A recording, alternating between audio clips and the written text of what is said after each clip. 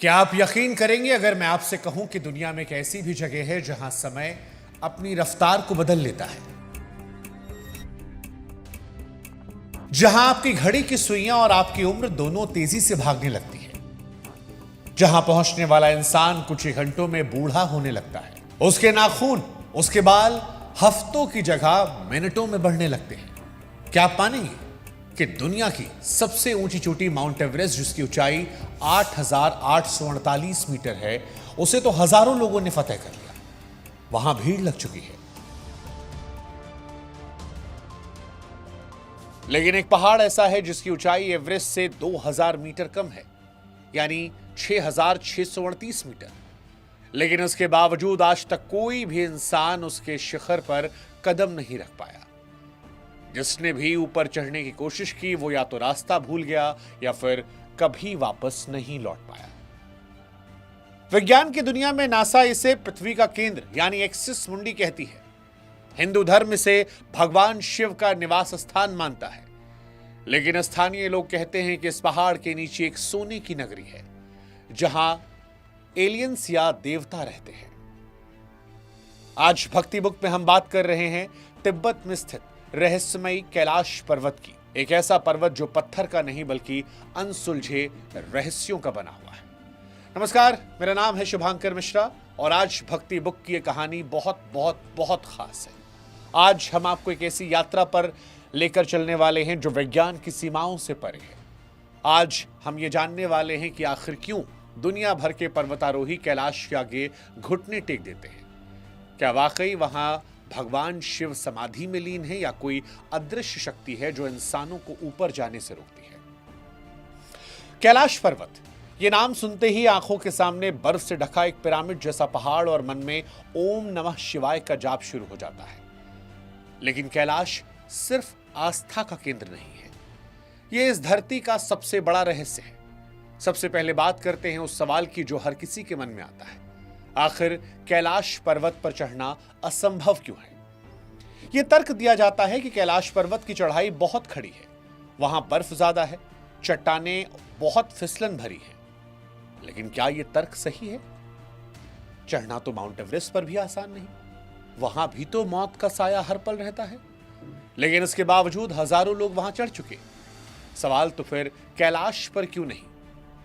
पर्वतारोहियों के अनुभवों को सुने तो रोंगटे खड़े हो जाते हैं। 20वीं सदी की शुरुआत में कई पश्चिमी पर्वतारोहियों ने कैलाश को फतेह करने की कोशिश की। उनका यह मानना था कि यह सिर्फ एक पहाड़ है और इसे जीतना उनके लिए गर्व की बात होगी। लेकिन जैसे ही चढ़ाई शुरू करी, उनके साथ अजीबोगरीब घटनाएं होने लगी। कर्नल आरसी विल्सन नाम के एक पर्वतारोही ने अपने अनुभव को साझा किया था। यह कहा था कि जैसे ही कैलाश की चढ़ाई के लिए सीधा रास्ता खोजा और आगे बढ़ने की कोशिश की, अचानक से मौसम खराब हो गया। अभी तक आसमान साफ था, लेकिन पल भर में वहां भयंकर बर्फबारी शुरू हो गई। धुंध इतनी घनी हो गई कि अपने हाथ भी दिखाई नहीं दे रहे थे।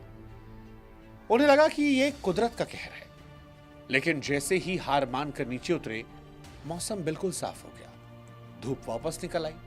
विल्सन ने इसे संयोग माना और दोबारा चढ़ने की कोशिश की, लेकिन फिर वही हुआ। जितनी बार ऊपर जाने की कोशिश की, कुदरत ने उनके रास्तों को रोक दिया और आखिर में उन्हें यह एहसास हुआ कि यह पहाड़ उन्हें ऊपर नहीं आने देना चाहता।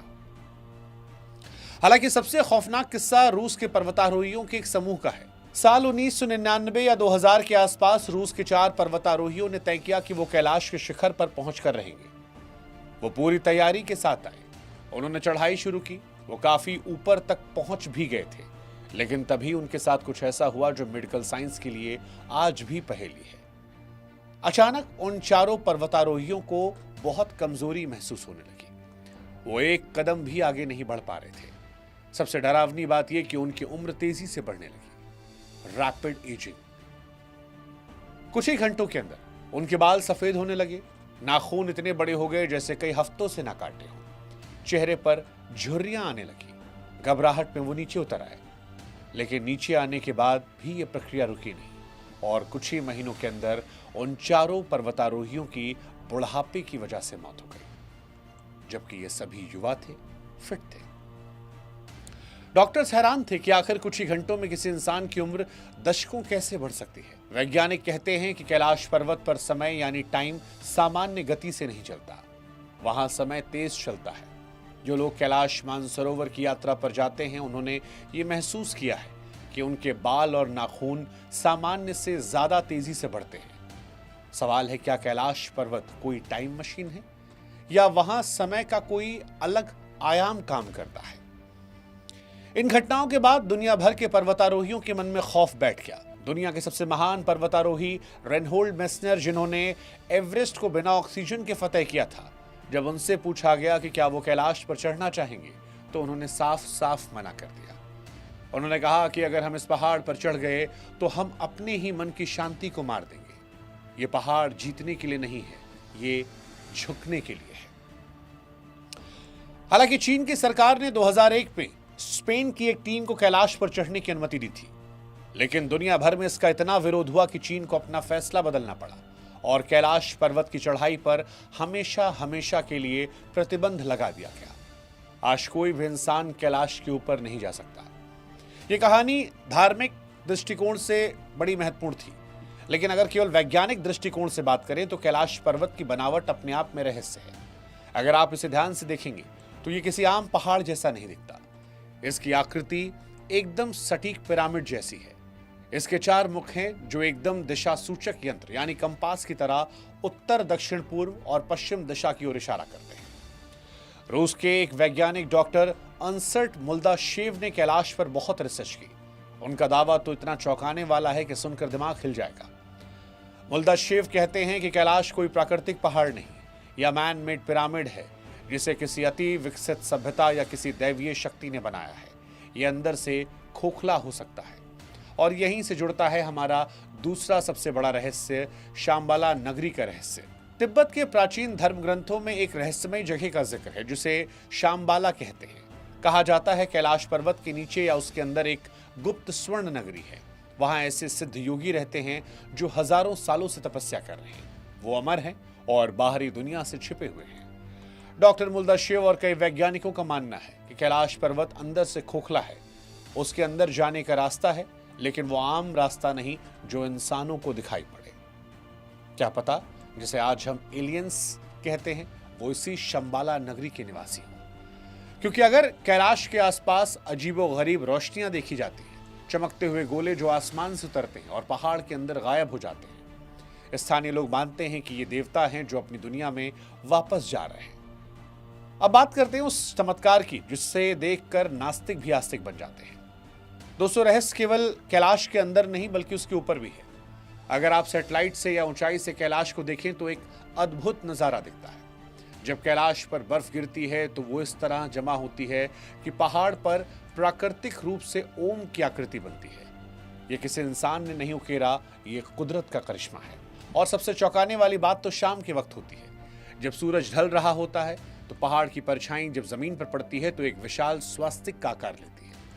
दुनिया में हजारों पहाड़ हैं, लाखों चोटियां हैं, लेकिन सिर्फ कैलाश पर ही ओम स्वास्तिक क्यों? क्या यह सबूत नहीं कि स्वयं महादेव वहां विराजमान है और ये उनके निशान है? नासा और गूगल अर्थ की सैटेलाइट इमेजरी भी कैलाश को लेकर कई सवाल खड़े करती है। इसे एक्सिस मुंडी कहते हैं। लैटिन भाषा में इसका मतलब होता है पृथ्वी की धुरी या केंद्र। कई शोधकर्ताओं का मानना है कि भौगोलिक रूप से कैलाश पर्वत धरती का केंद्र बिंदु है।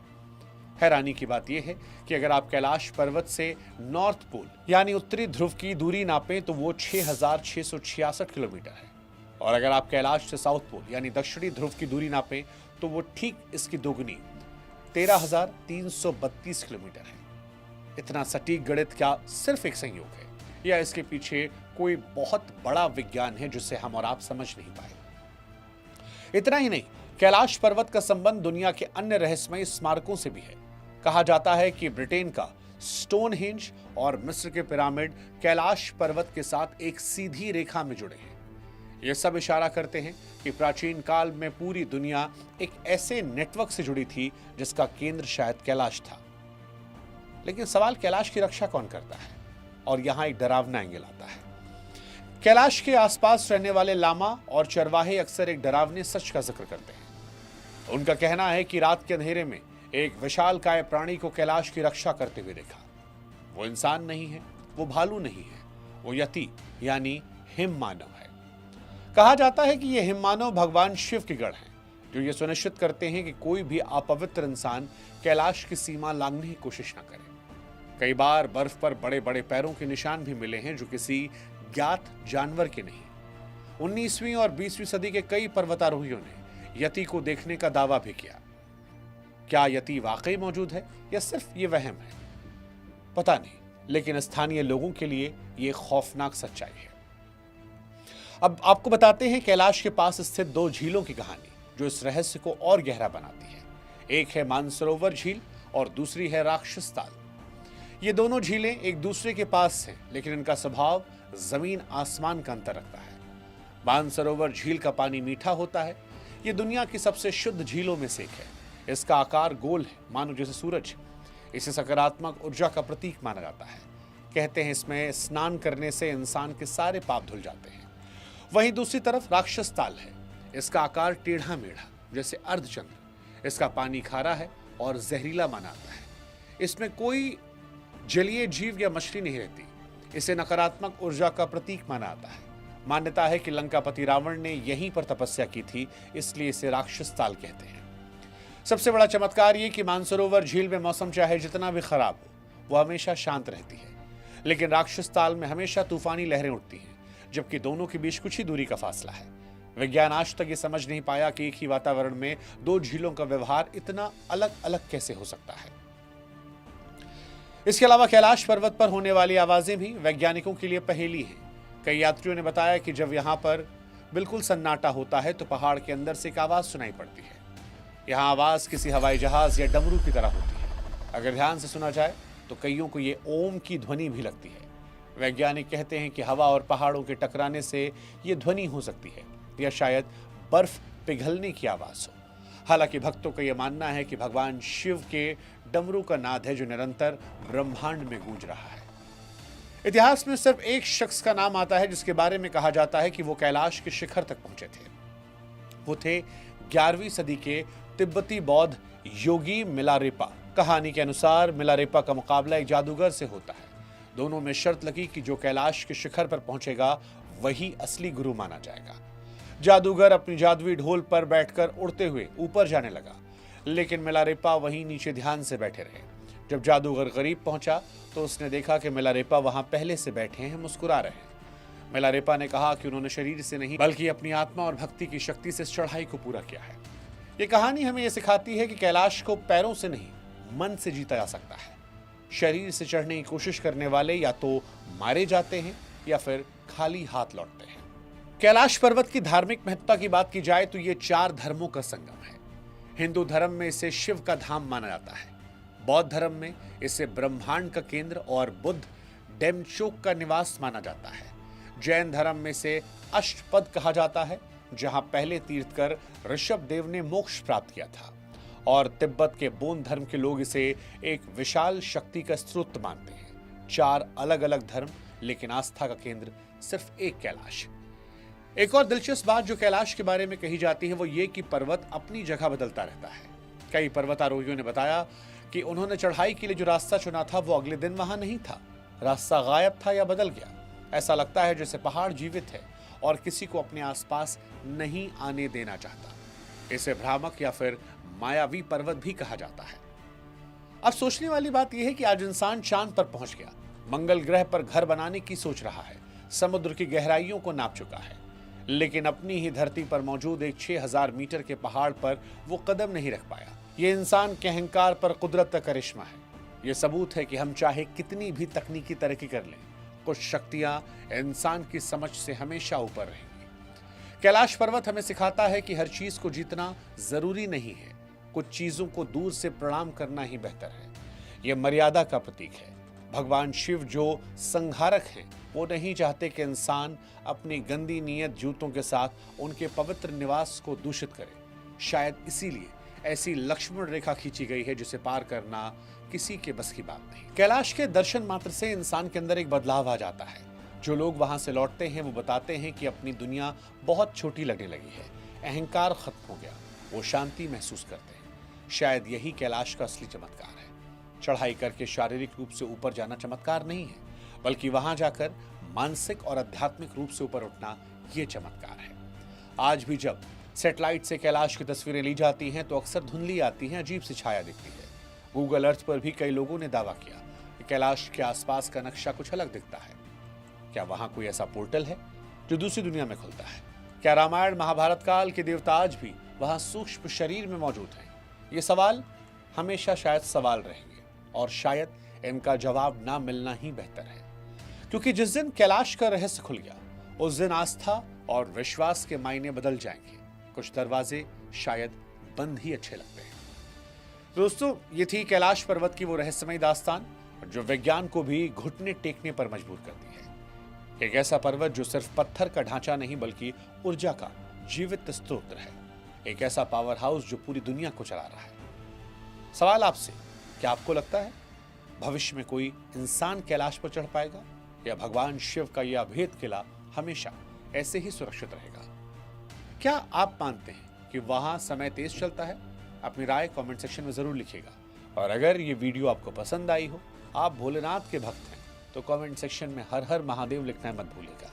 बाकी ऐसी अद्भुत और रहस्यमयी जानकारियों के लिए भक्ति बुक को सब्सक्राइब करें, बेल आइकन जरूर दबाएं। हम फिर मिलेंगे आपसे एक और अनसुलझे रहस्य के साथ। तब तक भोलेनाथ की कृपा सब पर बनी रहे। ओम नमः शिवाय।